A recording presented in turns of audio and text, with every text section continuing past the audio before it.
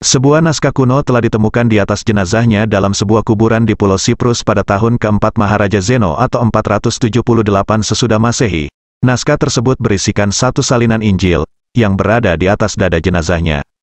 Yang menakjubkan, isi dari naskah tersebut sangat bertentangan dengan ajaran dan keyakinan kekristenan hari ini.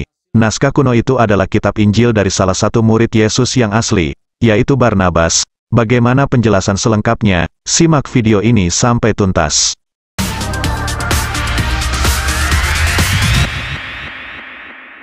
Injil Barnabas adalah sebuah Injil yang ditulis pada abad pertengahan akhir dan dikaitkan dengan murid Kristen mula-mula. Barnabas, yang dalam karya ini, adalah salah satu dari para rasul Yesus. Dalam Injil Barnabas di pasal ke-14 disebutkan nama ke-12 murid Yesus, yaitu Yesus telah memilih Andreas dan saudaranya Petrus sang penjala ikan, dan Yusuf. Barnabas yang menulis Injil ini kemudian Matius sang pemungut cukai, Yohanes dan Yakobus putra Zebedius, Tadius dan Simon orang Zelot, Bartolomius dan Filipus, Yakobus anak Alfeus dan Yudas Iskariot sang pengkhianat. Injil Barnabas telah diterjemahkan ke dalam bermacam-macam bahasa, seperti bahasa Italia, Spanyol, Inggris dan Arab. Sebagaimana diketahui, Barnabas adalah seorang tokoh paling berpengaruh di antara murid-murid Yesus dalam penyebaran Injil di abad pertama. Barnabas adalah imam bagi kekristenan saat Paulus dilempari batu pada saat penginjilan oleh orang Yunani penyembah Zeus. Namun mereka tidak berani melempar batu kepada Barnabas karena wajah dan sikapnya yang tampak bijaksana. Ia adalah seorang tokoh yang berkelana bersama Paulus, kemudian mereka bersilang pendapat karena perbedaan teologi antara keduanya mengenai ketuhanan Yesus. Barnabas dalam bukunya mengungkapkan Paulus telah mengajarkan kepada orang awam mengenai ketuhanan Yesus sebagai Allah Anak, menolak sunat yang diwajibkan kepada mereka, dan memakan daging yang diharamkan untuk mereka. Oleh karena perbedaan teologi inilah Barnabas meninggalkan Paulus. Barnabas adalah Kristen mula-mula, yakni Kristen Ibrani. Injil Barnabas telah disembunyikan dari peredarannya oleh gereja-gereja barat selama berabad-abad, karena isinya sangat bertentangan dengan ajaran Trinitas Kristen Barat, dan menjadi Injil yang tegas melarang ketuhanan Yesus sebagai Allah Anak. Kemudian di abad pertengahan Injil ini muncul kembali ke permukaan dalam perpustakaan Paus Sixtus kelima dan ditemukan oleh seorang pastor bernama Fra Melino. Injil Barnabas telah dipakai di gereja-gereja kekristenan awal sampai ke masa Dekrit Gelasius. Sesudah dekrit itu diterbitkan, Injil ini kemudian disembunyikan bersama puluhan Injil-Injil yang lain yang sekarang terkenal dengan nama Injil-Injil Apokripa. Kebanyakan dari Injil-Injil ini berhasil dimusnahkan, sebagian lagi hanya diketahui namanya, ada pula hanya ditemukan beberapa lembar. Satu naskah Injil Barnabas yang berhasil lolos dari pemusnahan ialah naskah yang dipegang oleh Pastor Fra Melino yang tersebut di atas sekarang berada di National Bibliothèque, Wina. Dari naskah yang menarik inilah telah dibuat terjemahan-terjemahan, di antaranya terjemahan bahasa Arab oleh seorang Kristen terkemuka Dr. Halil Saadah.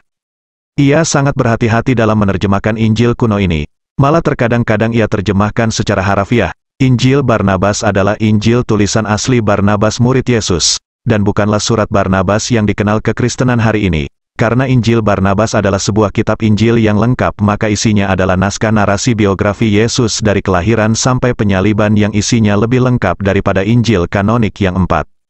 Salah satu kitab Injil Barnabas yang original telah ditemukan kembali setelah sempat dihilangkan dan disembunyikan pihak gereja Kristen di Turki selama 12 tahun.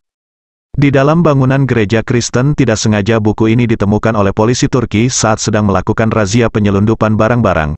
Injil ini ditemukan kembali di sebuah lemari besi di gedung itu dalam keadaan berantakan dan tidak terawat pada Februari tahun 2012.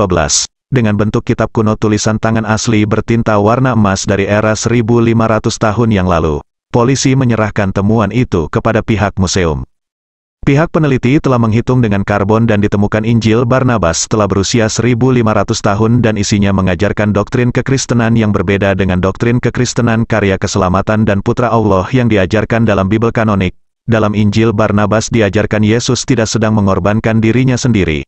Karena menurut Barnabas mengkorbankan darah manusia adalah terlarang dan bukanlah bagian dari ajaran Yahudi yang diperbolehkan.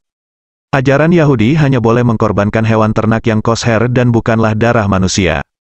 Isi dari Injil Barnabas literasinya sebagian besar sama dengan keempat Injil kanonik yang sudah disatukan dan isinya lebih lengkap, dengan alur cerita yang lebih jelas tidak terpotong-potong seperti dalam Bible kanonik mengenai pelayanan Yesus. Dalam Injil Barnabas banyak hal yang serasi dari tulisannya yang ada pada Injil kanonik. Injil Barnabas di era awal kekristenan adalah ancaman bagi paham kekristenan yang mengakui karya keselamatan dan Putra Allah sehingga Paus terdahulu telah melarang beredarnya buku ini dan Paus Innocent I sangat keras mengancam peredaran buku Injil Barnabas. Banyak dari mereka yang mengikuti pengajaran Injil Barnabas terbunuh dan buku-bukunya dibakar dan dirusak karena mereka meyakini keimanan Kristen melalui pengajaran Injil Barnabas yang menolak karya keselamatan dan korban darah manusia yang diajarkan Paulus. Beberapa pihak yang telah meneliti isinya, menganggap buku ini memiliki pandangan dari sisi lain terhadap sosok Yesus. Individu Barnabas adalah penulis buku ini sendiri. Barnabas menulis Injilnya setelah dipesan oleh gurunya Yesus untuk menulis Injil ini, agar murid-murid utama Yesus bisa berpatokan dengan Injil tulisan Barnabas. Barnabas salah satu murid Yesus yang cerdas dan sangat dekat dengan gurunya seperti temannya Petrus. Barnabas merupakan murid langsung atau termasuk dalam kelompok ke-12 Rasul Yesus Kristus yang pertama.